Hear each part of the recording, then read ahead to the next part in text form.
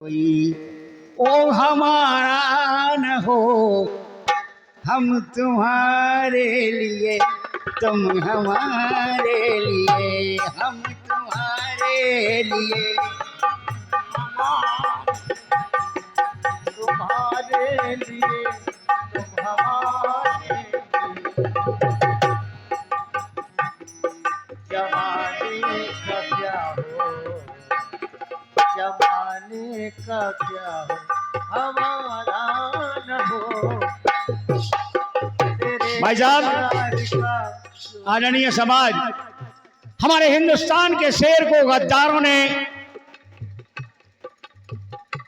जब गिरफ्तार करवा दिया मोहम्मद गौरी के हाथों और काबुल में ले गया,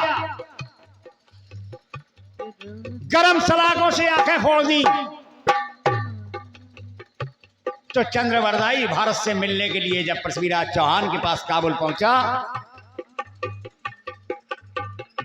ये 100 पत्र मुद्राएं आदरणीय भैया शिवचरण जी की तरफ से आई हैं।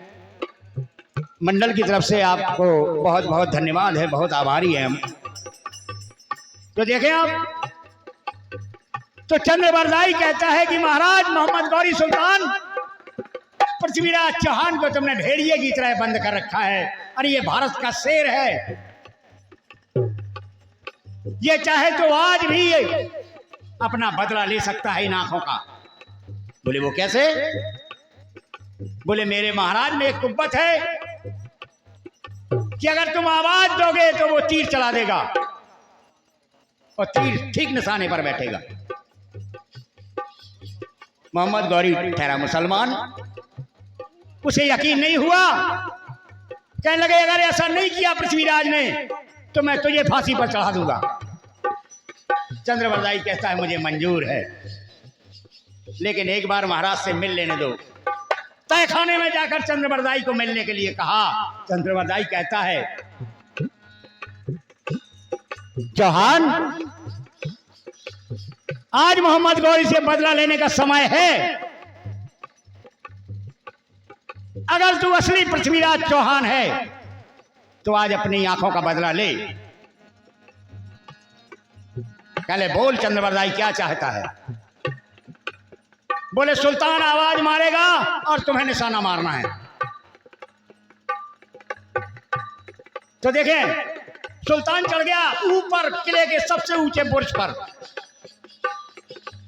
बोले चंद्रवरदाई दूरी कितनी होगी इस बुर्ज की? देखें वो कवि था, कवि इसलिए कहते हैं कि कवि की वाणी में सरस्वती का वास होता है। उसने नाप ली जगह और कहता है कि राजन 7,527 गज अंगुल अष्ट प्रमाण, वो ताऊ पर सुल्तान है अब ना चूक चौहान। कितना सटीक नाप दिया।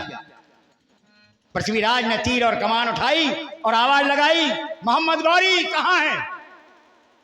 उसने कहा मैं यहां हूं और यहां हूं के कहते ही पृथ्वीराज ने तीर छोड़ दिया।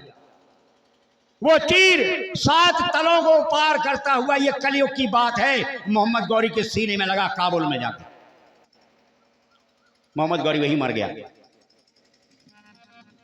जब मोहम्मद गौरी मर गया तो पृथ्वीराज कहते हैं चंद्रवरदाई, मुसलमानों के देश में हूं मैं और तुम भी आके फंस गए। बदला तो मैंने ले लिया, लेकिन हम तुम दोनों को कुत्ते की मौत मारेंगे ये मुसलमान। बोले उसका भी उपाय है मेरे पास। 2 खंजर निकालता है, एक पृथ्वीराज चौहान को पकड़ाता है, एक अपने हाथ में लेता है। कहता राजन, हम तुम्हें मार दें, तुम हमें मार दो, हम तुम्हें मार दें, तुम हमें मार दो, मारने वाला कोई अब हमारा न हो, हम तुम्हें मार दें।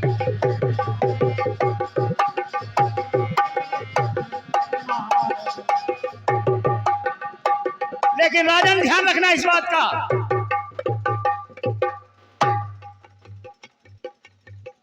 वार ऐसा करो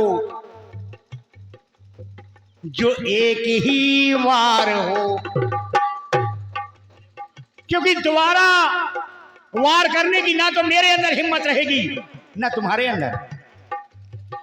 वार ऐसा करो जो एक ही वार हो, वार की फिर जरूरत दोबारा न हो। हम दोबारा न हो,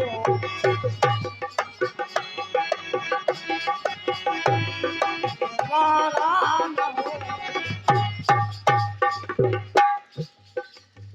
ये तो दुश्मन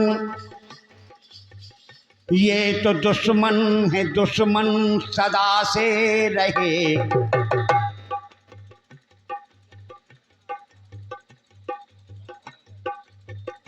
इनके हाथों से ना मौत होगी, सुनो इनके हाथों से ना।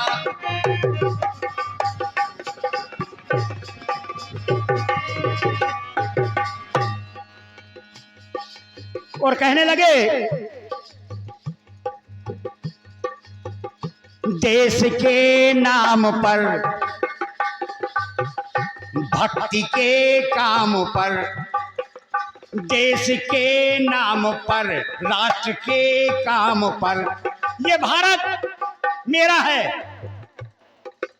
और इन मुसलमानों ने आक्रमण करके जयचंद ने धोखे से मुझे गिरफ्तार करवा दिया कि देश के नाम पर, राष्ट्र के काम पर, मौत इनके ही हाथों गवारा न हो। देश के